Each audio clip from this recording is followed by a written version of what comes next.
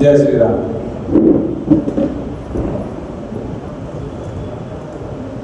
सद्गुरू श्रीराम महाराजांच्या संदर्भात म्हणजे त्यांच्यावर जे प्रवचन करायचं होतं त्याचं दायित्व माझ्याकडे होतं, पण पुन्हावली पाहिजे. मी त्यांच्या जो ग्रंथ आहे तो वाचायला सुरुवात केली होती आणि त्या दरम्यान माझ्या लक्षात आलं की त्यांच्या संदर्भात जास्त माहिती आणि सखोल माहिती हा पराग खेळ देऊ शकेल. आमचा विद्यार्थी पण आहे आणि श्रीराम महाराजाचा पण शिष्यही आहे, कारण की मला जो अनुग्रह दिला त्याच्याच माध्यमातून मला मिळाला. तो जेव्हा माझ्याकडे आला होता तेव्हा माझ्याकडे गोंदवलेकर महाराजांचा फोटो होता. फोटो पाहिल्याबरोबर तो म्हणला की गोंदवलेकर महाराज त्यांना कसं ओळखतं बघा, तुमचा संबंध आहे. म्हणून माझ्या लहान गावाचे गुरु महाराज आहे. आणि मग त्यांनी असं म्हटलं की ठीक आहे, आता ते तर नाही आहे पण त्याचे एक शिष्य आहेत, त्यांचा तुम्ही गुरुमंत्र घेऊ शकता. तेव्हा तिथे आले होते मंदिरात त्यावेळेस आणि या संदर्भात त्यांच्याबरोबर सतत प्रवास आणि त्यांचा संपर्क हा परागशी झालेला आहे. पराग हा वर्धेचाच राहणार आहे. त्याचं पूर्ण कुटुंब इथेच होतं. इथून तो इंदोरला शिफ्ट झाला, महाराजांची भरपूर सेवा केली आणि त्याचं सध्या कार्य म्हणजे जॉब मुंबईला करतो. एका शब्दात त्यांनी हो म्हटलं. मी त्याला फोन केल्यानंतर की बाबा असं असं आहे आणि तो इंदोरवरून महाराजांवर काही त्यांची उपासना आहे, त्यांचा परिचय आहे ते करून देण्यासाठी आज सकाळी पोहोचला. त्याचा आता प्रवचन होईल. त्यांनी सांगितलं की 1 तासाचा विषय 1 तास भर देता येईल का? नाही म्हटलं अर्धा तास आहे, 15 मिनिटं आम्ही वाढवून देऊ. तेवढं मर्यादा राहील वेळेची. एवढा परिचय पुरा आहे. त्यानंतर आता त्यांनी आपल्या प्रवचनाला सुरुवात केली.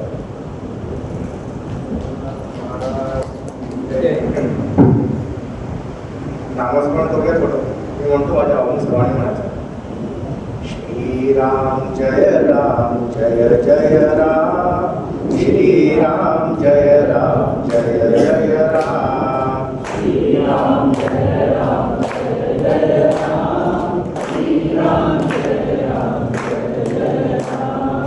श्रीराम जय राम जय जय राम, श्रीराम जय राम जय जय राम, श्रीराम जय राम जय जय राम, श्रीराम जय राम जय जय राम, श्रीराम जय राम जय जय राम, श्रीराम जय राम जय जय राम, श्रीराम जय राम जय जय राम, श्रीराम जय राम जय जय राम, श्रीराम जय राम जय जय राम, श्रीराम जय राम जय जय राम,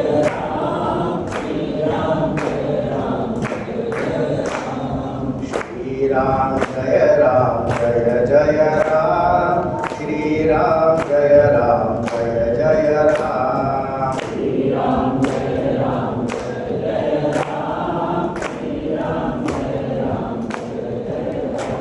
जानकी जीवनस्मरण जय जय राम, दीनानाथ हे विविध कुलात शोभे, असंख्य जीवांना तुझी धरिले, तू समर्थ पाठीशी नसे भीती मतला, साष्टांग वंदन सद्गुरु श्रीराम पदाला. सद्गुरुनाथ महाराज की जय. श्री अनंत कोटी ब्रह्मांड नायक राजाधिराज सच्चिदानंद ब्रह्म चैतन्य समर्थ सद्गुरु श्री श्रीराम महाराज की जय. जय जय रघुवीर समर्थ, जय जय सद्गुरु समर्थ. आपण सगळे वर्धावासी खरंच खूप भाग्यवान आहोत. समर्थ सद्गुरू श्री श्रीराम महाराजांचे चरण या शहरात लागले होते. आपल्या याच मंदिरामध्ये श्री महाराजांच्या उपस्थितीमध्ये अनेक भक्तांनी अनुग्रह घेतला होता.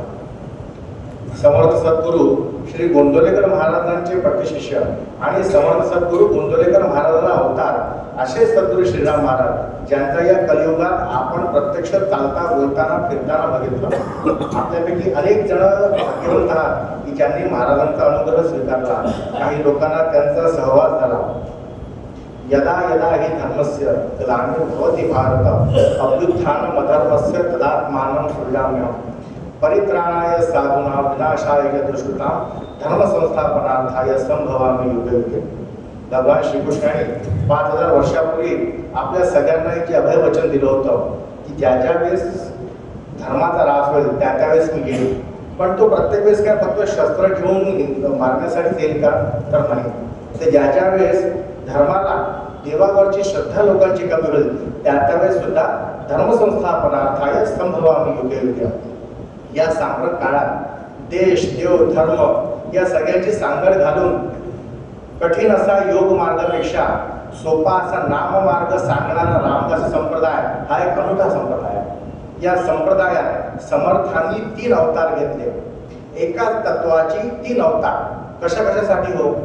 तर सर्वप्रथम ज्यावेळेस छत्रपती शिवाजी महाराजांच्या काळा अगोदर या देशामध्ये धर्माचं नाव घेण्यासाठी देवाचं नाव घेण्यासाठी लोक सुद्धा घाबरायचे. अशा वेळेस प्रत्यक्ष प्रभू श्री रामचंद्र आणि हनुमंताच्या अंशावताराने समर्थ सद्गुरू रामदास स्वामींनी चैत्र शुद्ध नवमीला इसवी सन 1608 रोजी या भारतभूमीमध्ये या महाराष्ट्रामध्ये जन्म घेतला. समर्थांच्या अवताराचं प्रयोजन काय होतं? तर प्रभू रामचंद्रावरती भगवंतावरती निष्ठा राहणं, प्रभू रामचंद्राचं स्थान इथे निर्माण करणं आणि आपल्या रामदासी संप्रदायाची स्थापना करणं हे त्या अवताराचं प्रमुखाचं होतं. आपल्या सगळ्यांना माहिती आहे, अनेक भगवंताच्या कथा आपण ऐकलेल्या आहेत की भगवंतांनी प्रत्येक वेळेस अवतार घेण्यासाठी कधी शाप किंवा उशाप याचा आधार घेतलेला आहे. समर्थांनी आपल्या आईला दिलेल्या वचनासाठी की त्यांच्या आईने त्यांचा संसार बघितला नव्हता, संसार पूर्ण करण्यासाठी व खरं तर बघितलं तर आपल्या संप्रदायाची धुरा पुढे चालवण्यासाठी म्हणून ब्रह्मचैतन्य गोंदवलेकर महाराजांच्या रूपाने वैशाख शुद्ध द्वादशीला सन 1845 रोजी गोंदवल्यामध्ये जन्म घेतला. गोंदवलेकर महाराजांचं जर चरित्र आपण बघितलं तर गोंदवलेकर महाराजांनी नामावरती श्रद्धा बसवण्यासाठी संपूर्ण जन्म दिला. महाराजांचं कोणतंही तुम्ही त्यांचं प्रवचन उघडून बघा, त्यांच्या संपूर्ण याच्यामध्ये राम करता, राम करणारा, रामच सर्व आहे हेच करण्यासाठी त्यांनी सगळे केलं. पण मग समर्थांच्या अवतारामध्ये या रामदासी संप्रदायाची स्थापना आणि पुढे गोंदवलेकर महाराजांच्या अवतारामध्ये नामाचं महत्व. मग यानंतर तिसऱ्या अवताराचं काय प्रयोजन? तर रामनाम प्रसार व सद्गुरू भक्तीचं महत्व पटवण्यासाठी ब्रह्मचैतन्य गोंदवलेकर महाराजांनी सद्गुरू श्री श्रीराम महाराजांच्या रूपात कार्तिक वद्य षष्ठीला 15 नोव्हेंबर 1954 रोजी सातारा येथील फलटण या ठिकाणी जन्म घेतला. आपल्या अनेकांना वाटेल की असं कसं शक्य आहे, असं कसं होऊ शकते? महारुद्रचे मारुती रामदास कली माजिते जाहले रामदास जना उद्धराया पुन्हा प्राप्त होती नमस्कार त्या ब्रह्मचैतन्य मूर्ती जन्म जन्मांतरीचे पुण्य फळासी आले जणू श्री ब्रह्मचैतन्य परतोनी आले इनामदारे यांच्या कुळी जन्म घेती नमस्कार त्या सद्गुरू श्रीराम मूर्ती. समर्थ सद्गुरू श्रीराम महाराज हे गोंदवलेकर महाराजांचा किंवा रामदास स्वामींचा अवतार होता याच्या अनेक लोकांना दृष्टांत आहेत. आणि आपल्या सगळ्यांना माहिती आहे, जेव्हा भगवंत जन्म घेतो ना, अवतार घेतो ना, तर एका भगवत प्रेमी किंवा जे सच्चरणी जे कुटुंब आहे अशांच्या उदरी जन्माला येत असतो. श्री महाराजांचे वडील म्हणजे श्री तुकाराम पंत व मातोश्री सु उषा देवी या अतिशय भगवतनिष्ठ. श्री महाराजांचे आजोबा नारायण पंत यांना प्रत्यक्ष गोंदवलेकर महाराजांनी त्यांच्या शेतामध्ये म्हणजे प्रत्यक्ष दृष्टांत देऊन त्यांना अनुग्रह दिला होता. आणि त्यांच्या मावशी म्हणजे श्री महाराजांच्या आजोबांच्या मावशी सरस्वतीबाई या म्हणजे प्रत्यक्ष गोंदवलेकर महाराजांच्या प्रथम धर्मपत्नी सरस्वतीबाई असा महाराजांचा तो संबंध सुद्धा होता. तर महाराजांच्या जन्मापूर्वी महाराजांच्या मातोश्री यांच्यासोबत काही विलक्षण असे काही दृष्टांत घडले होते. त्यातले काही आपल्याला सांगतो. एकदा काय झालं की तुकाराम पंत आणि उषादेवी हे अतिशय शांत आणि भगवतनिष्ठ असे व्यक्ती होते. तर त्यांची ती भगवत भक्ती पाहून त्यांच्या गावात एक गोसावी आला होता. तो त्यांची भगवतनिष्ठा पाहून तो त्यांच्या मागे लागला की एक काम करा, तुम्ही माझा अनुग्रह घ्या, तुम्ही माझा अनुग्रह घ्या. परंतु तुकाराम पंत उषादेवी यांची गोंदवलेकर महाराजांच्या प्रती निष्ठा होती, पण याला नाही म्हटलं तरी हा मागे लागला होता. मग एकदा रात्री काय झालं की उषादेवी या निद्रेत असताना त्यांना एक स्वप्न दृष्टांत पडला. प्रत्यक्ष गोंदवलेकर महाराज त्यांच्या घोड्यावरती, दत्तासा नावाचा त्यांचा घोडा होता, त्या घोड्यावरती महाराजांच्या घरी आल्या, म्हणजे उषादेवींच्या घरी आल्या. बाहेर कडुलिंबाच्या झाडाला त्यांनी बत्ताशाला बांधलं व तसंच समोर उषादेवी गेल्या. त्यांनी आवाज दिला, अहो अहो बघा ना, महाराज आले, महाराज आले. तुकाराम पंत बाहेर आले. दोघांनी सुद्धा गोंदवलेकर महाराजांना साष्टांग नमस्कार घातला आणि गोंदवलेकर महाराजांना आतमध्ये घेऊन आले. गोंदवलेकर महाराजांना खुर्चीवरती बसवलं, त्यांची पाद्यपूजा केली. त्यानंतर गोंदवलेकर महाराज म्हणाले, महाराज मी आज इथे एक विशेष प्रयोजनासाठी आलेलो आहे की तुम्ही कोणाहीकडे जायचं नाही, तुमचा सद्गुरू मीच आहे, तुमचा सद्गुरू मी आहे, अनंत जन्माचा आहे, तुम्ही माझ्याचकडे यायचं. मग हे सांगून गोंदवलेकर महाराज निघू लागले. त्यावेळेस आईसा म्हणजे महाराज हे आईसाबाई मातोश्रींच्या गर्भातच होते. त्यांचा 4था महिना सुरू झाला. जेव्हा जाऊ लागले तर गोंदवलेकर महाराजांनी उषादेवींकडे बघितलं आणि म्हणाले, वाईट वाटते हे चालतं, काही नको करू बाळा, तुझ्या उदरामध्ये माझंच रूप आहे. असं करून ते त्यांना जेव्हा सकाळ झाली तेव्हा त्यांना असं वाटलं मी केव्हा सांगते तुकाराम पंतांना आणि केव्हा नाही. त्यांनी हा स्वप्न दृष्टांत तुकाराम पंतांना सांगितला आणि त्याच्यानंतर दोघांनी लवकरात लवकर जाऊन गोंदवल्याला जाऊन अनुग्रह घेतला. उषादेवींना धार्मिक ग्रंथ वाचण्याची खूप आवड होती. सतत जप आणि धार्मिक ग्रंथ वाचायचे. एकदा श्री हरिविजय हा ग्रंथ वाचत होत्या. त्यावेळेस काय झालं, ग्रंथ वाचता वाचता त्यांना अचानक तुळशीचा आणि निरांजनाचा खूप सुगंध येऊ लागला, मंजुळांचा. आणि ते करता करता त्यांची तंद्री लागली आणि एकदम त्या ध्यानात गेल्या. तर त्याला एक मोठी आभा दिसू लागली आणि तिथे पांढरा शुभ्र फेटा घातलेला सावळ्या रूपाला एक दिव्य आत्मा दिसू लागली. मातोश्रीने विचारलं, भगवंत आपण कोण? तर तेव्हा ते म्हणाले की हा जो तू श्री हरिविजय जो ग्रंथ वाचत आहे त्यातला श्रीहरी मी आहे. आणि त्याच्यानंतर त्यांनी 1 रुपया ह्या मातोश्रींना दिला आणि त्यांच्या गर्भाकडे पाहिलं, हसले आणि अंतर्धान पावले. अशा अनेक वेगवेगळ्या त्यांना अनुभूती होत होत्या. एकदा जप करता करता त्यांना पाहता त्यांच्या बाजूला असे त्यांना श्रीराम जय राम जय जय राम असं स्वर्ण अक्षरात दिलेलं त्यांना दिसलं. हळूहळू ते अक्षर त्यांच्या चारही बाजूला वेट्या घ्यावं लागले आणि करता करता करता त्यांना असं वाटू लागलं की मी माकडीन तर नाही झाली. हळूहळू त्यांना असं वाटू लागलं की मला शेपूट आली आहे की काय. थोड्या वेळी त्यांनी बघितलं त्यांच्या गर्भातून असा केशरी रंगाचा प्रकाश बाहेर येत होता आणि हळूहळू करता करता तो या रंगात परिवर्तन झाला. त्यांना असं वाटलं की मी स्वतः अंजनी माता झाली आहे की काय आणि माझ्या उदरात प्रत्यक्ष मारुती आहे की काय. हे झालं. आणि त्याच्यानंतर मग हळूहळू काय असते की भगवंताची माया अशी असते की आपल्या उदरात प्रत्यक्ष भगवंत आहे माहिती असलं तरी त्या माऊलीला विसर पडत असतो. महाराजांच्या कार्तिक वद्य षष्टीला जन्म झाला आणि हळूहळू महाराज आपल्या याच्यात पुढे पुढे वाढू लागले. महाराजांना 3 वर्षाचा असतानाचा एक छान विलक्षण प्रसंग आहे. काही प्रसंगातून आपल्याला जाणवेल की गोंदवलेकर महाराज, रामदास स्वामी आणि श्रीराम महाराज यांच्या जीवनात काही घटना पुष्कळशा साम्यशा आहेत, काही घडलेल्या आहेत, आपल्याला त्याच्यातून लक्षात येतं. एकदा काय झालं की महाराजांच्या पिताश्रींनीला एक दंडक लावला होता की रोज रात्री भोजन प्रसाद घेण्यापूर्वी कमीत कमी 1 माळ तरी सगळ्यांनी केली पाहिजे. श्रीराम जय राम जय जय राम मंत्राची 1 माळ तरी केली पाहिजे. त्याप्रमाणे सगळे बंधू भगिनी रोज जप करायचा आणि त्याच्यावर बोधायला होते. एकदा रात्री जेवायला पानं वाढली, सगळे झाले, पण महाराज दिसत नव्हते. सगळ्यांनी शोधाशोध घेतली, कुठे गेले. तर आधीच्या काळी ज्यांनी जुने घरं बघितलं असेल ना, तर आधी मातीच्या घरामध्ये असे पोनाडे असायचे. तर महाराज त्या पोनाड्यात बसून शांत जप करत होते. श्रीराम जय राम जय जय राम, श्रीराम जय राम जय जय राम, त्यांचा जप चालू होता. तुकाराम पंत महाराजांची मोठ्या भगिनी अक्का यांनी विचारलं, त्याला उठवलं, काय करतोय? तो म्हणाला, जपामध्ये आनंद येत होता, मी ध्यान करत होतो. हा दृष्टांत बघितल्यावर आपल्याला समर्थांचा चिंता करतो विश्वाची तो दृष्टांत आपल्याला आठवतो.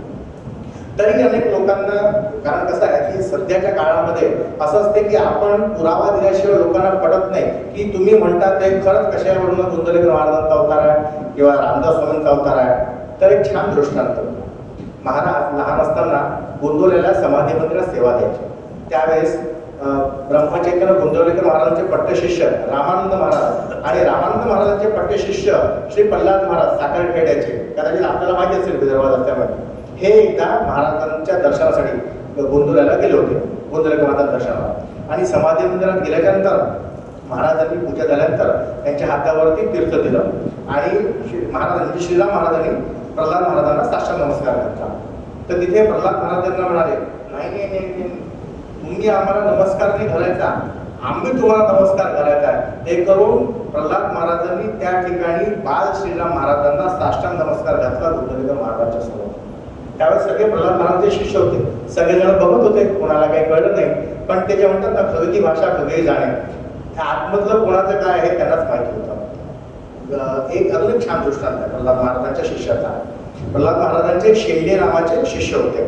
त्यांना प्रल्हाद महाराजांनी काही निश्चित जपसंख्येचा संकल्प दिला होता आणि काय झालं, त्यांचा जप पूर्ण व्हायच्या आधीच त्यांना देवाज्ञा झाली आणि ते यमलोकी गेले, रामलोकी गेले. त्या ठिकाणी प्रल्हाद महाराज तिथे आले आणि प्रल्हाद महाराजांनी त्या यमदूतांना आज्ञा केली की अजून यांचा काही जप पूर्ण आहे तर तुम्ही यांना पुन्हा मृत्यूलोकी वापस पाठवा. आणि त्या शेंडेंना सांगितलं की मध्य प्रदेशला खेडीघाटला पडवा या ठिकाणी प्रत्यक्ष गोंदवलेकर महाराज श्रीराम महाराजांच्या रूपाने समर्थपुरी आश्रमात आहे, त्या ठिकाणी जा आणि तुझा राहिलेला जप पूर्ण कर. वरतून त्यांना पाठवलं आणि इथे तर यांची सगळी तयारी झाली होती. इथे यांच्या अचेतन शरीरामध्ये चेतना निर्माण झाली. ते उठल्यावरती सगळेजण अत्यंत आश्चर्य करू लागले, कसं काय झालं. त्यांनी तो दृष्टांत सगळ्यांना सांगितला की मला अशा अशा प्रकारे माझ्या सद्गुरूंनी सांगितलं, तुझा उरलेला जप तू प्रत्यक्ष गोंदवलेकर महाराज ज्या ठिकाणी आहे तिथे जाऊन तू कर. आणि अशा प्रकारे ते शेंडे आश्रमात आले. त्यांनी सगळ्या जमलेल्या भक्तांना हा आपला दृष्टांत सांगितला. त्यांचा उरलेला जप त्यांनी पूर्ण केला आणि ते पूर्ण रामलोकीला गेले. आपल्या सगळ्यांना आपल्यापैकी अनेक लोक सज्जनगडावरती गेले असेल. सज्जनगडाची जी परंपरा आहे त्याप्रमाणे सध्याचे भूषण स्वामी हे त्या तिथे गादीचे अधिकारी आहे. तर भूषण स्वामींचे जे सख्खे मामा होते त्यांना सगळे आरस मामा म्हणायचे, त्यांचं नाव रमेश असं होतं. तर एकदा काय झालं की हे जे आरस मामा आहे हे कायम सज्जनगडावरती सेवा न करता ते महाराजांकडे नेहमी यायचे. तर भूषण स्वामींना एकदा खटकलं की काय म्हणे मामा, तू इथे प्रत्यक्ष समर्थ असून तुम्ही इथे न करता तिथे गडवाला श्रीराम महाराजांकडे कायम जात असता, असं काय गुण आहे, असं काय कारण आहे की तुम्ही जात असता. मग त्यांनी सांगितलं की जेव्हा ते म्हणाले की जेव्हा तिथे प्रत्यक्ष समर्थ आहे तर मी तिथे त्यांची प्रत्यक्ष देहाची सेवा न करता इथे काय करू. काय झालं की यांना एक असं कळलं की बा समर्थ संप्रदायामध्ये रामनाम प्रसार करणारे श्रीराम महाराज असे म्हणून कोणीतरी खेडीघाटला या ठिकाणी आहे. ते यांच्या मनात उत्सुकता निर्माण झाली की आपण जाऊन दर्शन करावं. त्यांनी आश्रमात कोणाला फोन केला नाही, काही केलं नाही आणि ते इंदोरला पोहोचले. इंदोरला पोहोचल्यावर एक बसवाल्याला सांगितलं की म्हणजे खेडीघाट छान आहे. मग त्यांनी सांगितलं बसवाल्याला की बा असं असे एक सद्गुरू आहेत श्रीराम महाराज, मला त्या ठिकाणी जायचं आहे. तो बसवाला काय म्हणाला, चलो ऐसे है क्या, तो हम भी आपके साथ चलते. तर त्यांनी पूर्णच्या पूर्ण बस त्यांच्यासोबत तिकडे घेऊन गेला. इथे महाराजांना तर माहिती होतं कोण येणारा काय येणारा.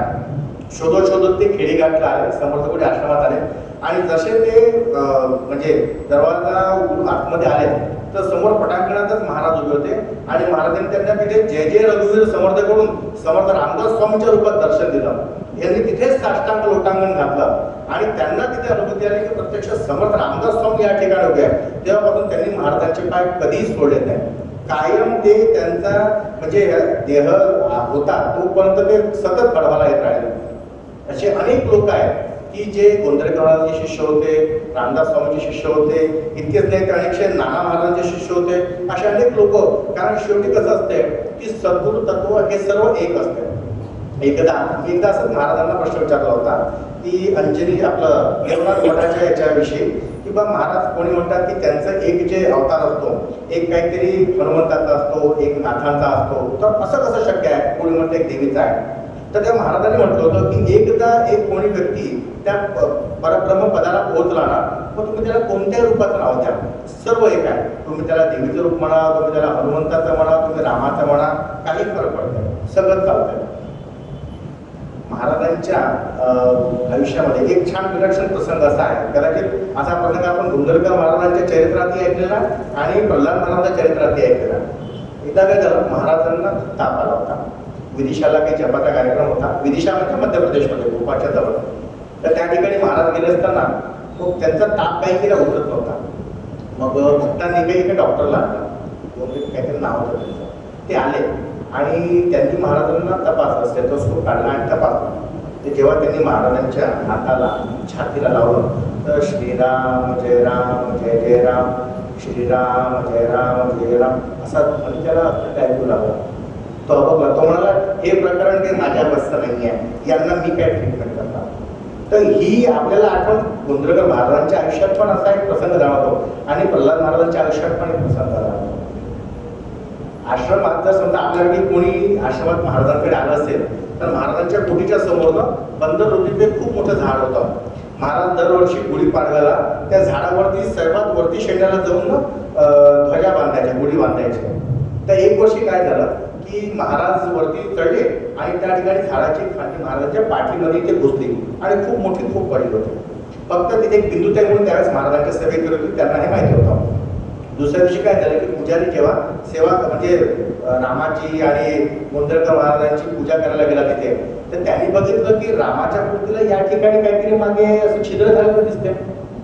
त्यांनी बघितलं नंतर जेव्हा गोंधळकर महाराजांच्या मूर्तीची पूजा करत होता त्यावेळेस सुद्धा इथे असं झालं दिसलं. त्याला आश्चर्य वाटतं, त्याला असं वाटलं काय झालं मूर्तीला. मग तो खालती आला, त्यांनी बिंदुताईंना सांगितलं सगळं पूजा झाल्यावरती, बिंदुताई मी पूजा करत होतो, असा असा प्रसंग झाला. मग ते म्हणा तुला माहिती आहे का, इकडे त्यांनी दाखवलं की महाराजांना सुद्धा याच ठिकाणी बरोबर तिथे खूप झाली होती. म्हणजे सद्गुरू भगवंत राम हे किती एकरूप झालेले आहेत. आपल्याला गोंधळकर महाराजांच्या चरित्रातला तो प्रसंग आणू शकतो की जेव्हा गोंधळकर महाराज सोडून निघाले होते, गोंधळला सोडून निघाले होते त्यावेळेस रामाला अश्रू. म्हणजे ज्या ठिकाणी प्रत्यक्ष संत भगवंत अवतरित होतो त्या ठिकाणी आपल्या सामान्य लोकांच्या दृष्टीने जी मूर्ती आहे पण त्या ठिकाणी प्रत्यक्ष चैतन्य त्या ठिकाणी होते. कारण ब्रह्मानंद महाराज जे गोंधळकर महाराजांचे पट्टशिष्य आहेत ते म्हणायचे की गोंदवल्याची मूर्ती, गोंदवल्याचं राम ही नुसती मूर्ती नाही आणि गोंदवल्यातले जे गोंधळकर महाराज आहेत ते मनुष्य नाही आहे, ते भगवंत आहे, ते त्याची कायम वाचा असायची. गोंधळ्यावर आठवलं, गोंधळ्यातलाच एक दिव्य प्रसंग आहे. काय झालं की गोंधळ्याला एकदा पुण्यतिथी उत्सव सुरू होता आणि आपल्यापैकी अनेक लोक गोंधळ्याला गेले असतील. आधीच्या काही त्या ठिकाणी पंक्ती बसायच्या, आधी नेहमी सगळे सोहळ्यामध्ये वाढायचे. पण जसं संख्या वाढत गेली आणि वाढणाऱ्यांची संख्या होती आणि सोहळ्याचे बंधन अनेक आलं तर त्या ठिकाणी आता फक्त एक सोहळ्याची पंगत होत असते पहिली आणि त्याच्यानंतर सगळ्यांना ओळ्यामध्ये सगळ्यांना स्टेज याच्यावरती वाढत असतात. तर ती जी सोहळ्याची पंगत आहे ती आजही होत असते.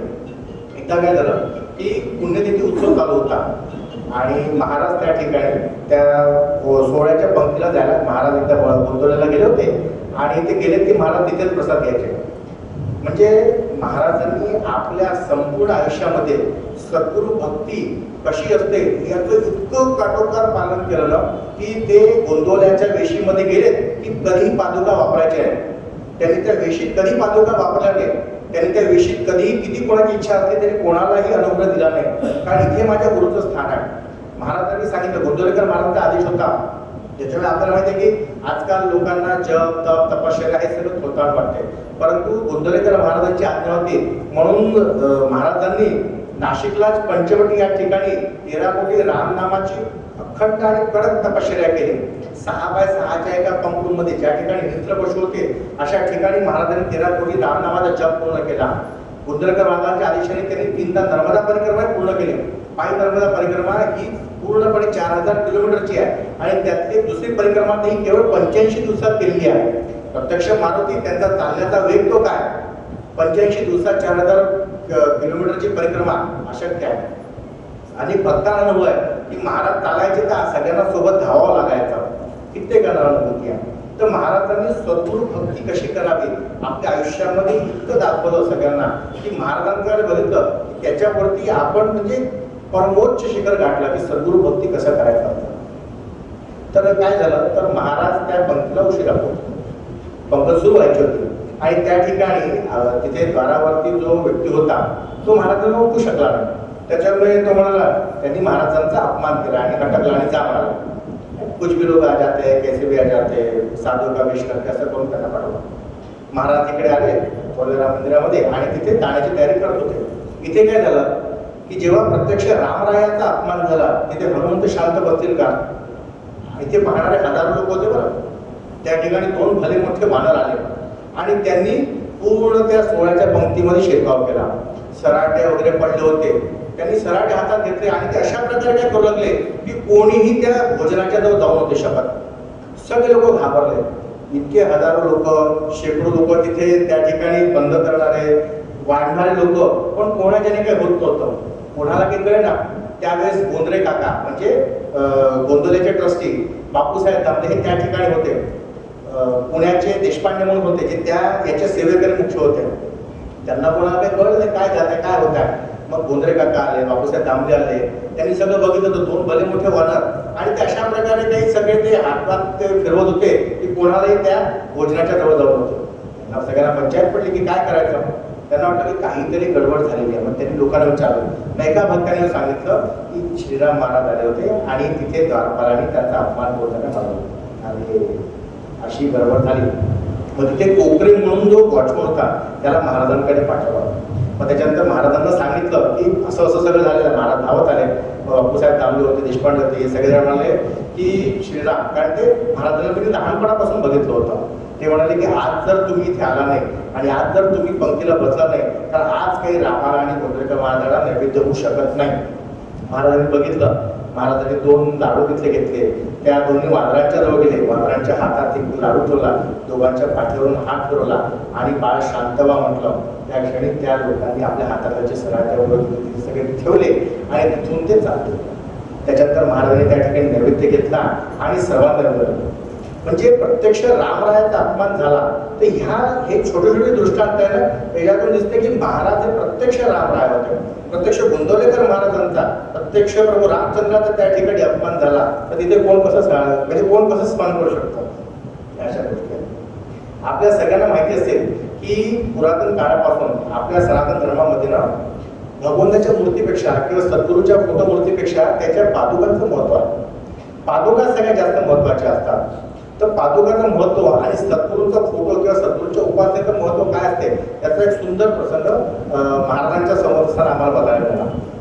आताचं संभाजीनगर आणि तेव्हाचं औरंगाबाद ही गोष्ट काहीतरी मला वाटते 2008ची असतात. पारटकर म्हणून औरंगाबादला ते कुटुंब राहायचा पूर्ण. त्यांचा MIDCच्या समोरच मोठा बंगला होता. उद्योजक होते. तर आम्ही महाराजांसोबत त्यांच्याकडे सगळ्यांकडे गेलो होतो. हा प्रत्यक्षदर्शी असल्यामुळे हा प्रसंग मी सांगू शकतो. तर त्यांच्या घराच्या समोर ना पॉवर लाईन पण होती आणि महाराजांच्या सोबत त्यावेळेस महाराजांच्या मातोश्री होत्या, आम्ही होतो. महाराजांच्या मातोश्रींना घृष्णेश्वराचं दर्शन घ्यायचं होतं आणि नंतर आम्ही आश्रमात राहणार होतो. आणि काय झालं होतं, पारटकरांच्या कुटुंबियांसोबत 2 दिवसापूर्वीच एक ऍक्सिडेंट झाला होता. त्या ऍक्सिडेंटमध्ये सगळे लोक वाचले होते. तर महाराज जेव्हा घरी गेले तर त्या पारटकर ताईंची इच्छा होती की महाराजांच्या पादुका त्यांच्याकडे असाव्या, पण त्या ते पादुका घेऊन आल्या नव्हत्या. माझ्यासमोर त्यांनी विचारलं, तर आता महाराजांकडे जास्त पादुका नव्हत्या. त्याच्यामुळे मग आम्ही त्यांना म्हटलं की ताई पुढच्या वेळेस जेव्हा येतील त्यावेळेस आपण घेऊयात ना, कारण आता तर महाराजांनी पादुका दिली तर महाराजांना आणवाणी जावं लागेल. आमच्या सगळ्यांना महाराजांनी खालती द्यायला सांगितलं आणि मग महाराजांच्या नंतर आले. येताना महाराजांनी आपल्या पादुका त्यांना दिल्या आणि महाराज अनवाणी आले. महाराजांना अनवाणी बघून आम्हाला थोडासा राग आला किंवा असे कसं लोक आहेत महाराजांना तुम्ही अनवाणी जाऊ देतात काय, पण काही आम्ही निघालो. त्यावेळेस महाराज त्यांची मारुती 800 चालवायची आणि त्या मारुती 800ची कहाणी अशी होती की ती 100च्या खालती तिची स्पीड आली ती हालायची आणि 100च्या वरती असली की ती स्मूथ चालायची. असा महाराजांचा वेग होता. महाराजांच्या गाडीला सुद्धा महाराजांच्या वेगाची सवय झाली होती. तर आम्ही सगळे निघालो आणि आमच्यासमोर पारटकरांची स्कॉर्पिओ होती. त्याच्यामध्ये पारटकरांच्या घरचे 6 ते 7 कुटुंब होते. 2 भाऊ, दोघांचे मुलं आणि दोघांच्या पत्नी. कारण आम्हाला रस्ता माहिती नव्हता म्हणून त्यांना सांगितलं की तुम्ही समोर चला. महाराज गाडी चालवत होते. महाराजांच्या बाजूला महाराजांच्या मातोश्री बसल्या होत्या, मी मागे बसलो होतो. आणि चालू असताना महाराजांच्या लक्षात आलं की बा या लोकांचा समोर कार आहे, त्यांचा काहीतरी मोठा अपघात होणार आहे.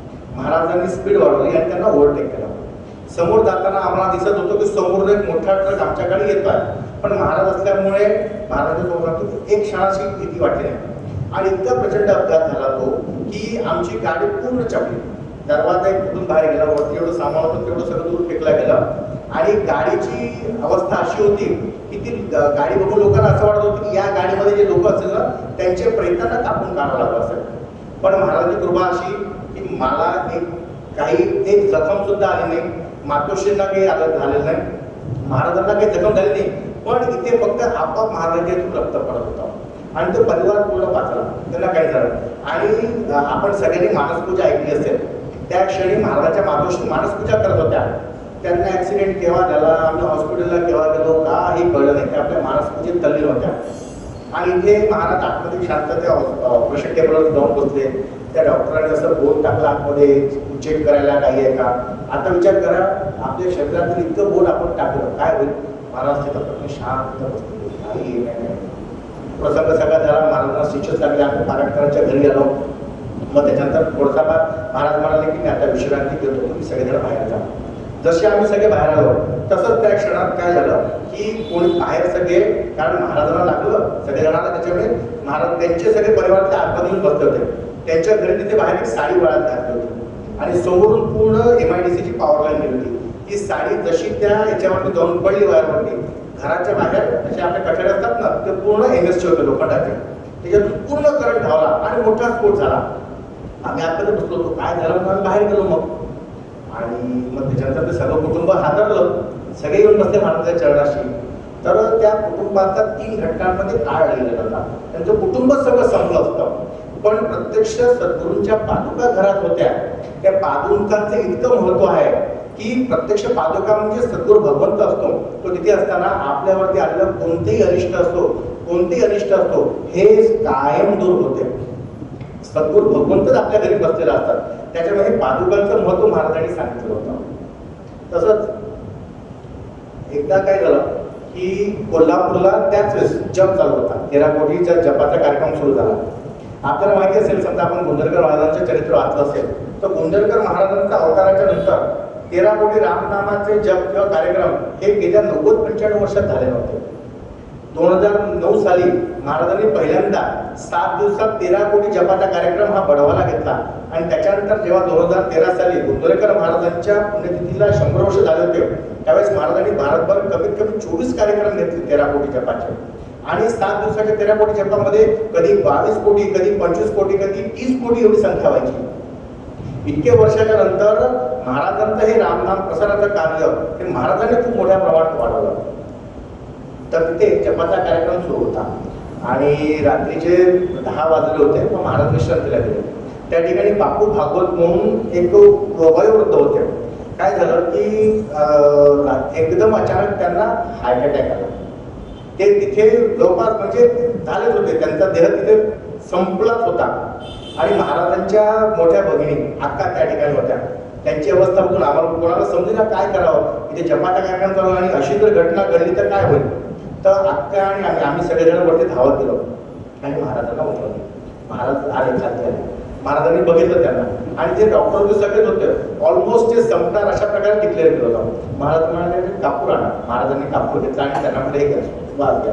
ते गेलेली होती आणि मनुष्य गेलेला आपल्याकडे डॉक्टर असेल किंवा अनेक लोकांनी बघितलं असेल, त्यांची प्राणज्योत मावळलीच होती. पण फक्त कापुराच्या सुगंधाने ते जास्त झाले. आणि जाता जाता ते हेच म्हणतोय की महाराज माझ्या मुलाला सांभाळा, महाराज माझ्या मुलाला सांभाळा. महाराज म्हणाले तुम्हाला जायला अजून भरपूर आहे, थांबा, काही नाही, शांत घ्या, शांत घ्या, जप करा. आणि ते तिथून मेलेले पूर्ण जागृत झाले. आपल्याला रामदास स्वामींच्या आयुष्यातला तो ज्या ठिकाणी महाराज आपला गायत्रीचं पुरस्करण चालू होतं आणि त्या ध्यानस्थ बसले असताना दशपुत्रे म्हणजे ती सती जायला आली होती स्त्री आणि तिने जेव्हा नमस्कार केला तेव्हा रामदास स्वामींनी तिला आशीर्वाद दिला होता, अष्टपदी सौभाग्य होते. आणि जेवढं वेळल्यावरती कळलं की काय आहे, तर जेव्हा शब्द निघाले तर रामाचा शब्द निघाल्यावर तो कसा जाऊ शकत नाही. तर त्यांनी ते मेलेल्या व्यक्तीला जिवंत केलं. त्यांचाच पहिला पुत्र हा उद्धव स्वामी होता आणि त्यांना त्याच्यानंतर 10 पुत्र झाले, त्यांनी दशपुत्र झाले. म्हणजे हा रामदास स्वामींच्या आयुष्यातला तो प्रसंग आपल्याला सगळ्यांना आठवतो. या सगळ्या गोष्टी सांगण्याच्या मागचं सगळ्यात असं या कनेक्शन असं की ज्या भगवंताने, ज्या सद्गुरूंच्या कृपेने, ज्यांच्या आज्ञेशिवाय यमदूतही येत नाही. तर महाराजांचं सगळ्यांना माहिती आहे की 2018 साली महाराजांनी समाधी घेतली. महाराजांचा अपघात कसा झाला तर अनेक लोकांच्या डोक्यात अनेक प्रश्न होते की असं कसं झालं, असं कसं होऊ शकलं. तर ज्या भगवंताच्या, ज्या सद्गुरूंच्या कृपेशिवाय पाणी हलू शकत नाही आणि त्यांच्या आज्ञेशिवाय त्यांच्या भक्ताला कोणी घेऊन जाऊ शकत नाही, अशा स्वतःचं सगळं योजिलं असतं. काय होतं, आपल्याकडे कोणी महाराजांना बघितलं असेल तर महाराज एकदम फिट होतो. महाराजांना कोणत्या प्रकारची व्याधी नव्हती, महाराजांना कोणत्या प्रकारचा रोग नव्हता, महाराज एक गोळी पण घेत नव्हते. पण सर्वांना माहिती होती की महाराज प्रचंड वेगवान गाडी चालवायचे. महाराजांचे आतापर्यंत 3 ऍक्सिडेंट झाले होते आणि ऍक्सिडेंट म्हणजे सगळे महाभयंकर. त्या ऍक्सिडेंटमध्ये कधीच कोणाला काही झालेलं नव्हतं. त्याच्यामुळे काय असते की अवतार कार्य संपवण्यासाठी काही ना काही तर कारण पाहिजे असते.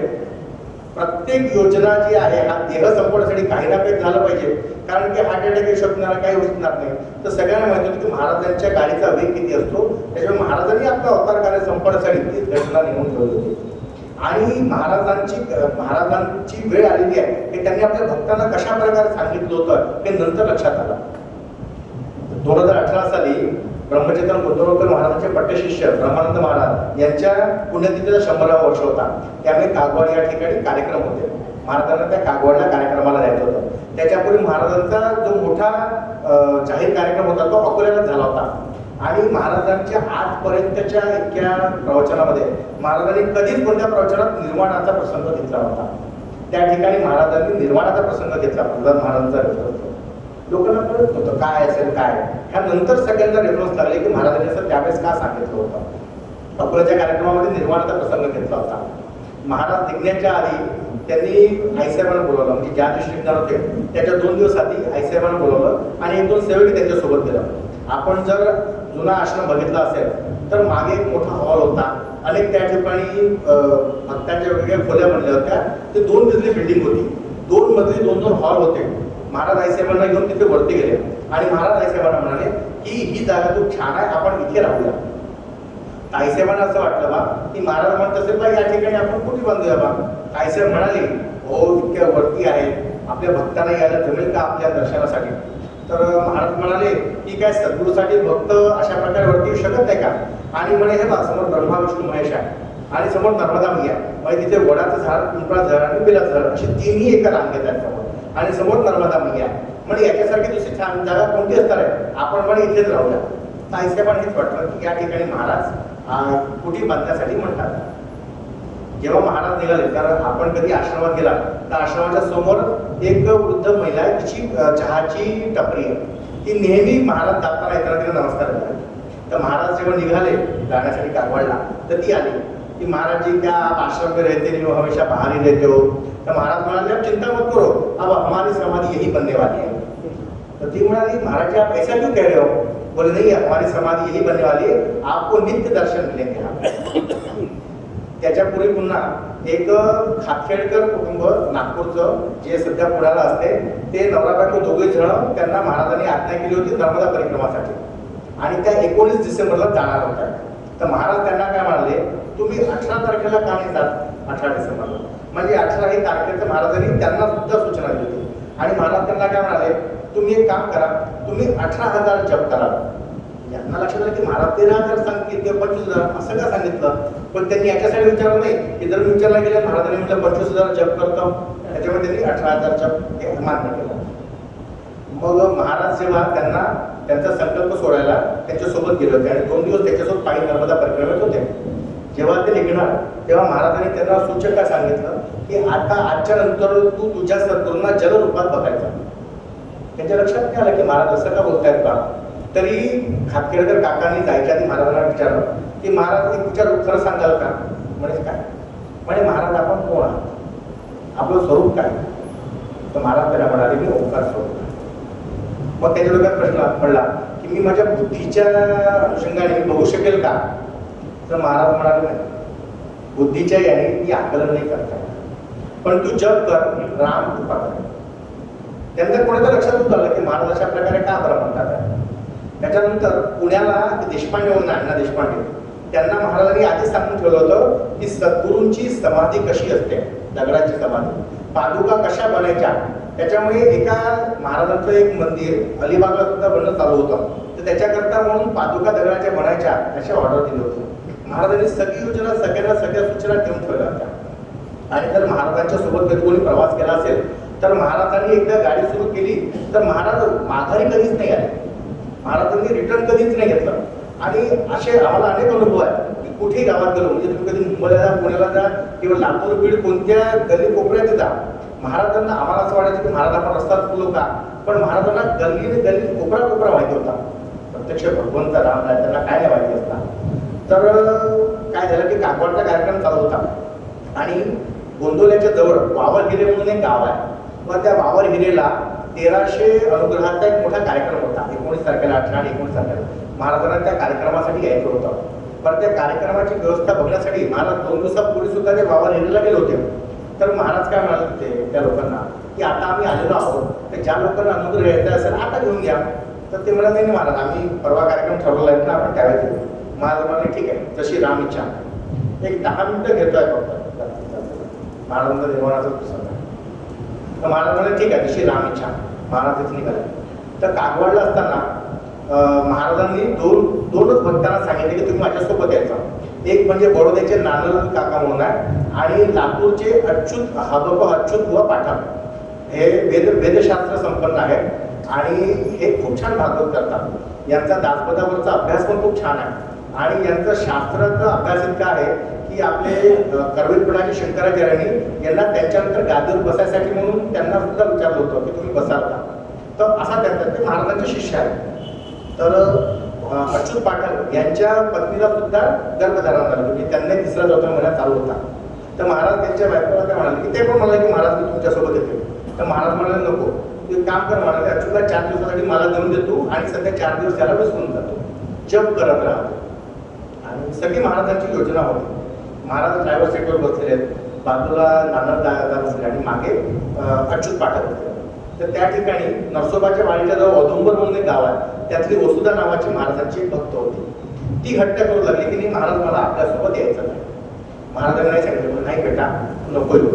पण तिने इतका हट्ट झाला नाही महाराज मला यायचं नाही, तुमच्यासोबत मी येणार. आणि तिने अच्युत पाठकांना म्हणाले की तुम्ही बाजूला व्हा आणि त्यांना बाजूला सरपणी महाराजांच्या पाठीशी मागे ती जाऊन बसली. मग महाराज महाराज तशी राहिले. त्याच्यानंतर महाराज काकवाड उठून झाले. 1 तासभर गेल्याच्या नंतर मग ती काय म्हणाली महाराजांना, म्हणजे महाराज आपण 4 लेननी जायचं का, आपण 4 लेननी गेलो तर आपण लवकर पोहोचूया. महाराजांनी तिच्याकडे पाहिलं मला बरं असं. मग महाराजांनी रिव्हर्स दिलं. सगळ्यांना आश्चर्य वाटलं की असं कसं शक्य आहे. कारण महाराजांनी आजपर्यंत कधी एकदा समोर निघाले तर महाराज वापस पलटून कधी आले नाही. महाराज पुन्हा कागवाडला आले आणि इकडच्या 4 लेनच्या रस्त्याला लागले. जेव्हा महाराज गाडीमध्ये बसले होते तेव्हा याच्याकडे आध्यात्मिक चर्चा चालू होत्या. तर तेव्हा अच्युत पाठकांनी हे जे आरस मामा आहेत ना, म्हणजे भूषण स्वामीचे मामा, यांचं काय झालं होतं की 2 महिन्यापूर्वीच यांचा ऍक्सिडेंटमध्ये मृत्यू झाला होता. ते कोल्हापूरला जात असताना त्यांना एका ऑटोने धडक मारली आणि ते खाली पडून गेले. मग पाठकांनी त्यांना विचारलं की महाराज यांचा असा अपघाती मृत्यू झाला तर मग असं काय म्हणायचं, मग त्यांना गती मिळेल का. तर महाराज त्यांना एक म्हणाले होते की शेवट कसा होतो, शेवट देहाची गती कशी होते याच्यापेक्षा त्यांनी देह जिवंत असताना त्यांनी देह रामनामासाठी किती झिजवला याला महत्व आहे. जर तो देहात असताना त्याने तितकं रामनाम घेतलं असेल ना किंवा ज्याही भगवंताचं नामस्मरण घेतलं असेल तर गती ही चांगलीच होणार. आणि त्याची चर्चा करत चालल्या होत्या. आणि तिथून पुढे विटाच्या नंतर मायनी म्हणून एक जागा येते. त्या मायनी जवळ येता येता महाराज चालू लागले आणि समोर रॉंग साईडनी एक जण 2 व्हीलर घेऊन आला. त्याला वाचवण्याच्या नादात त्या ठिकाणी सगळं ते विधिलिखित होतं त्या याच्यामध्ये. त्याला वाचवण्याच्या नादामध्ये महाराजांची गाडी क्रॉस गेली आणि 3 कोलांट्या खाऊन महाराज गाडीच्या बाहेर फेकल्या गेले आणि त्यांच्या मागे ती वसुधा सुद्धा बाहेर फेकल्या गेली. नानाल दादा आणि अच्युत पाठक हे दोघे गाडीतच होते. गाडीची अवस्था अशी झाली होती पण त्यांना एक खरंच पण नाही आली, त्यांना जखम पण होती झाली, पण गाडीचे दरवाजे सगळे जाम झाले होते. महाराजांचा दरवाजा उघडला गेला होता, त्याच्यातून ते सगळे 2 जण बाहेर गेले. बाहेर जाऊन पाहतात तर महाराजांना इथे वरच्याच ठिकाणी खूप मोठी खूप झालेली, अगदी 4 फूट आतमध्ये जातील इतकं त्यांना लागलं. आणि महाराज कळत आहे ना काय नाही, महाराज फक्त श्रीराम श्रीराम हे चालवत. अशी घटना झाल्याबरोबर 2 मिनिटं गमवून गेले. सगळे लोक जमा झाले, काय होणार काय नाही कळत नव्हतं. तिथे काही साताऱ्याला काही भक्तांना फोन केले, पोलिसांची गाडी आली. महाराज पोलिसांच्या गाडीमध्ये महाराजांना ठेवून समोर जावं लागली. तिच्याही कमरेला मार लागला होता, तिचे सुद्धा इथले हाड सगळे फ्रॅक्चर झाले होते. तिला पण घेतलं निघू लागलं. ॲम्ब्युलन्स येत होती, ॲम्ब्युलन्स एका ठिकाणी क्रॉस झाली. मग महाराजांना त्या ॲम्ब्युलन्समध्ये बसवलं आणि मग ॲम्ब्युलन्समध्ये समोर जावं लागलं. सातारा यायला 1 तास होता. त्रिपुटी नावाचं गाव होतं. त्याच्या आधी महाराज म्हणजे तिथे जे प्रत्यक्ष त्या ठिकाणी जे बसले होते अच्युत पाठकांच्या मांडीवरती महाराज होते आणि महाराज चाललेले आहेत. महाराजांच्या चेहऱ्यावरती काही त्रास दिसत नाही आहे, इतकं रक्त चाललेलं आहे, पण महाराजांचं श्रीराम श्रीराम श्रीराम हे चालत. आणि त्रिपुटी आलं त्याच्या वेळेस महाराजांना एक रक्ताची उलटी झाली आणि त्याच ठिकाणी सगळ्या शेवटी महाराजांनी राम म्हटलं आणि तिथे एक तास राहिला होता सकाळला जायला. आणि त्यानंतर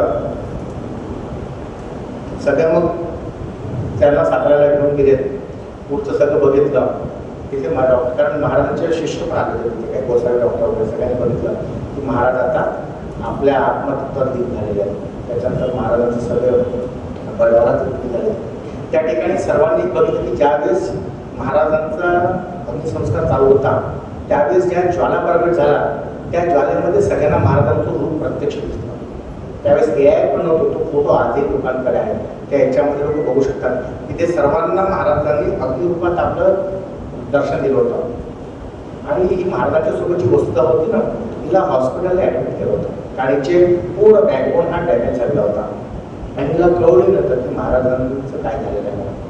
तर तिच्यासोबत एक प्रसंग असा झाला की इकडे महाराजांचं सगळं संस्कार आपले आणि तिथे एक पांढरशुभ्र वस्त्र घातलेल्या व्यक्ती तिला भेटायला गेला आणि ती झोपीत दिलं होतं. आणि बाळ कशी आहे, तुला कळलं का बाळ की तुझे सद्गुरू आता त्यांनी तिला सोडला. तिला अनावर झाला, तिला कष्ट होऊ लागले, ती उठता येत नव्हती. तर मग तिथे महाराजांनी बाजूचे जे डॉक्टर लोक होते त्यांना सांगितलं की हिची काळजी घ्या, की माझं बाळ आहे याच्याकडे विशेष लक्ष द्या. आणि त्याच्यानंतर ते तिथून निघून गेले. तिने ही घटना सगळ्यांना सांगितली तिच्या आईवडिलांना. लोकांनी चेक केलं, असं कोणी आलं दिसलं नाही, CCTV बघितलं, कोणी आलं दिसलं नाही. पण त्याच्यानंतर त्या मुलीचे काही दिवसांनी तिचे हात आपोआप व्यवस्थित झाले. आज त्या मुलीचं लग्न सुद्धा झालं आणि ती आरती करायला मुलाशी लग्न सुद्धा झालं तिला. तिला आयुष्यात काही त्रास नाही, काही नाही. महाराज हे त्यावेळेसही होते, महाराज हे आजही आहे. आणि महाराजांना त्यावेळेस देहाचं बंधन नव्हतं. त्याच्याकडे एक छोटासा प्रसंग सांगतो. एकदा महाराजांनी 13 कोटी जप असा काढला होता की 13 बसेसमध्ये नर्मदा परिक्रमा घेतली होती. तर त्या ठिकाणी 3-4 दिवशी असताना काही भक्तांची इच्छा होती, उमाशंकर म्हणून होते देवासचे, त्यांची अशी इच्छा होती की महाराजांनी आमच्यासोबत स्नान करायचं. आणि ज्या बसमध्ये महाराज बसले होते त्यांची इच्छा होती की महाराजांनी आमच्यासोबत स्नान करायचं. मग काय झालं, त्या वर्माने उमाशंकरांना फोन लावला कि अरे कल तो अपनी बात हो गई थी ना कि महाराज जी आपके साथ स्नान करेंगे, देखो महाराज जी हमारे साथ स्नान कर रहे हैं. तर ते उमाशंकर बोले क्या मजाक कर रहे हो, महाराज जी तो हमारे साथ स्नान कर रहे हैं. महाराज या घाटावर याच्यासोबत होते, वर्मासोबत, महाराज उमाशंकर सोबत त्या घाटावरती होते. महाराज जेव्हा प्रत्यक्ष देहात होते तेव्हा सुद्धा महाराजांना देहाचे बंधन होते. आज तर महाराज पूर्ण पंचभूतच आहेत. आजही महाराजांना देहाचे बंधन नाहीत आहेत. हा त्यांचा फक्त देहाचा जो आजार आहे हा फक्त संपवण्यासाठी म्हणून महाराजांनी तो विधी नेमला होता. महाराज तेव्हाही होते, महाराज आजही आहेत. आणि हा सर्वांना प्रचंड अनुभूती येतात. सद्गुरू आहेत कारण प्रत्यक्ष समर्थ रामदास स्वामींनी आपल्या याच्यात सांगितलेलं आहे की हरिहर ब्रह्मादिक नाश पावती सकळक सर्वदा अविनाशयक सद्गुरुपद. सद्गुरुपद हे काळांतरी नाही करत, सर्व काही नाश पाहू शकते, पण महाराज सद्गुरू हे कधीही नाही सांगतात. आपण कळवळून आपल्या सद्गुरूंना हात तर मारा, त्यांना आवाज तर द्या. महाराजांनी दिलेलं आपलं नाम हेच आपल्या मनाशी कंठून सतत नामस्मरण करा. महाराज सदैव पदोपदी क्षणोक्षणी तुमच्या सोबत आहे. आपण निघताना आपल्या सोबत करा, सांगा की महाराज आपण चला. आपल्या मुलांना सांगा, सगळ्यांना सांगा, तुम्ही स्वतः अनुभव घ्या, महाराज आपल्या सोबत चला. महाराजांना सांगून निघा, तुमचे काम होते. महाराजांना सांगून चला, तुमच्या सोबत सदैव राहतील. सदैव तुम्हाला हा अनुभूती येईल. आणि आजही साक्षात महाराज आपल्या सोबत बसून त्यांच्याच कृपेने त्यांच्यावरचे सगळे शब्द ऐकतात. मनाचा विश्वास ठेवा. भावेषु विद्यते देवे तस्मात भावही करा. महाराज आपल्या प्रवचनात नेहमी सांगायचे की भाव असेल ना तरच तुम्ही करून चाल. तुमच्या मनातून तुमची श्रद्धा ठेवा. सद्गुरू भगवंत तुमच्या समोर साक्षात उभे होतात. तुम्ही आवाज तर द्या, ते येतीलच. हे कलियुग आहे, हे आहे असं काहीच नाही आहे. नामात इतकी श्रेष्ठ शक्ती आहे ना की जो नामाचा अंगीकार करतो ना सद्गुरू त्याचा अंगीकार करतात. तुम्ही सद्गुरूंच्या चरणी लीन व्हा आणि ज्याने ज्याचे जे सद्गुरू केलं असेल, जो जप दिला असेल, नाम सदैव आपल्या देहाशी धरून ठेवा, नाम सदैव आपल्या मनाशी ध्येय ठेवा. मी स्नान करून केलं पाहिजे, असं केलं पाहिजे, काही नाही. नाम घ्यायला काही बंधन नाही. महाराजांनी सांगितलं आहे, चालता बोलता धंदा करता प्रत्येक वेळेस केव्हाही जप घ्या, नाम करा. आणि सर्वात मुख्य म्हणजे आपल्या सद्गुरूंच्या चरणी अनन्य भक्ती ठेवा, आपल्या सद्गुरूंच्या चरणी हे ठेवा. माझा देवी आहे, माझा गणपती आहे, नाही. सद्गुरू जे आहेत ना, सद्गुरूंमध्येच आपण आपले सगळे सद्गुरू ज्याही भगवंतात जाऊ ना, आपण म्हणतो ज्या ज्या ठिकाणी म्हणताय माझे त्या त्या ठिकाणी निजरूप तुझे मी ठेवितो मस्तकाच्या ठिकाणी, तेथे तुझे सद्गुरू पाय होते. हा फक्त श्लोक म्हणायसाठी नाही आहे, हा आत्मद उतरवण्यासाठी आहे. तुम्ही आत्मधून मनापासून म्हणा, सद्गुरू त्या ठिकाणी सदैव म्हणा. एकदा सद्गुरूंचे पाय धरले तर कोणीही सद्गुरू करा, मग तारो अथवा मारो, त्यांचं काही झालं तरी सोडू नका. महाराज तुम्हाला कधी सोडणार नाही. महाराज सदैव तुमच्या सोबत आहे. हीच भावना ठेवून कायम नाम घेत राहा आणि महाराजांची कृपा तुमच्या सर्वांवरती राहील. एवढं बोलून माझ्या वाचनाला म्हणतो सद्गुरुनाथ महाराज की जय.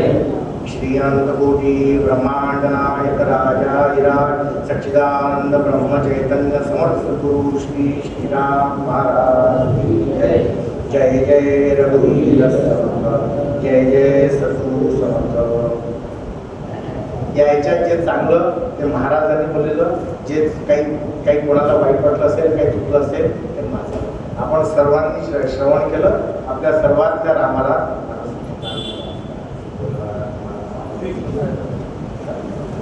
आता विश्वात्मके देवे आयने उच्चारे दोषोनी मदयावे वसायताने देवांची कंकणी सांडो दया सत्कर्मी रती वाढो भूता परस्परे दृढो मैत्र किंवाचे दुरितांचे निरता. म्हणजे महाराजांची कृपा कशी असते तो अनुभव आत्ता आम्हाला आला, तो म्हणून तुम्हाला सांगतो. आम्ही दरवेळेला जे बाहेर राहणारे आहेत त्यांना एक मोमेंटो आपल्या मंदिराची आठवण म्हणून देत असतो. आणि आता मी आल्या सावधानी सांगितलं की मोमेंटो संपलो. आता म्हटलं करायचं का, जो मोमेंटो करतो त्याला फोन केला आता भूषणबरोबर. म्हटलं कसंही करून एक मोमेंटो पाठवलं. मोमेंटो संपले होते का, पण मोमेंटो आला. आता ही महाराजांची कृपा नाही, आणखीन काय समजायचं. बरोबर आले. आणि आता ते राम आहे ते दरवेळच्या मोमेंटोपेक्षा वेगळा मोमेंटो आहे, परंतु आहे. म्हणजे शेवटी कुठे ना कुठे हे तत्व कार्य करताय अदृश्य रूपात. त्याचा प्रत्यक्ष अनुभव हा आता मी आणि आपण सर्वांनी घेतला आहे. तो मोमेंटो आता देईल. आणि आम्ही जी शाल देतो आहे ती महाराजांच्या समाधीवर द्यायची आहे. तर शाल याच्यासाठी की महाराजांची समाधी आम्ही पाहून आला, तर मागच्या वर्षीच गेलो होतो तिथे. तर ती महाराजांच्या समाधीवर रामाचा प्रसाद म्हणून ठेवायची आणि मोमेंटो सुद्धा याला देतो आहे. तर तो आता आमचे जे गुरुजी आहेत देशपांडे गुरुजी कंपनीश, ते याचं समर्पण करतीलच. मी त्यांना शाळेची कडी. आता मोमेंटो तुम्ही बघू शकता, हा दररोजच्या मोमेंटोपेक्षा थोडा वेगळा आहे.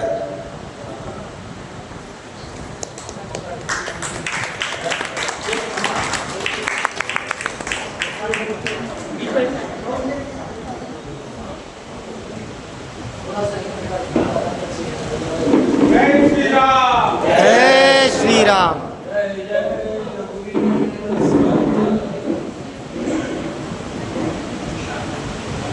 तर मी परागला धन्यवाद देत नाही, परंतु अशाच रीतीने आम्ही त्याच्या ऋणात राहू इच्छितो. जर काही असा कार्यक्रम असला तर इतक्या करून यावं आणि अशाच तऱ्हेची सेवा द्यावी. त्यानंतर उद्याचा आपला चातुर्मास आजच्या दृष्टीने एकादशीपासून एकादशीपर्यंत जवळजवळ 70 ते 75 सद्गुरूंचे इथे परिचय झालेले आहेत. त्याच्यात जवळजवळ 100 लोकांनी सहभाग घेतला. 102 प्रवचन झाले आज. उद्या त्याचा सांगत आहे.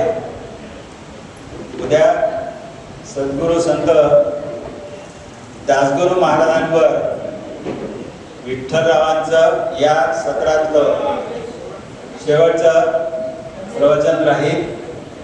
यातही एक महत्त्वाचा भाग आहे की सुरुवाती विठ्ठलरावांनी केली होती तेंबे स्वामीपासून आणि दासगणू महाराजांवर त्याची समाप्ती होते। तर उद्या ते प्रवचन राहील। उद्याची 3 तारीख आहे, त्यानंतर भजन संध्येचा कार्यक्रम आहे। उद्याचा कार्यक्रम थोडा मोठा आहे कारण 1.5 तास भजन संध्या राहील। ज्या ज्या लोकांनी भक्तिगीतं म्हटलेले आहेत, इथे भजनं म्हटले आहेत, त्यांचाच कार्यक्रम आहे। त्यांना तबला पेटी